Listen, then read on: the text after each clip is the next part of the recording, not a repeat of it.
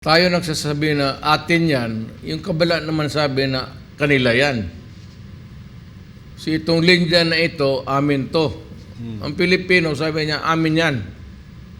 So, ngayon, kung sabihin tayo ng China, o ano ngayon kung inyo?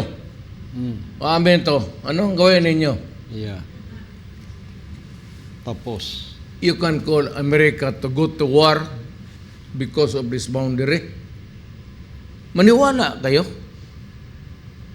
na the whole of the armed forces of America will fight there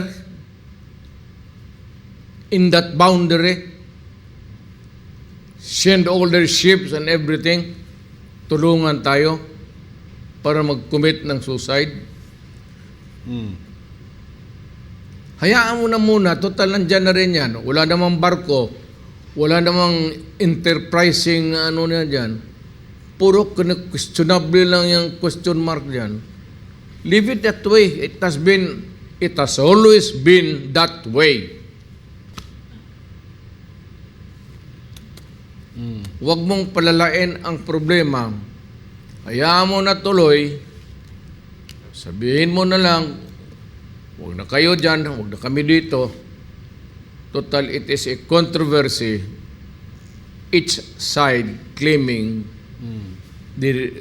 that span of water there to be his. So the claim of the other side.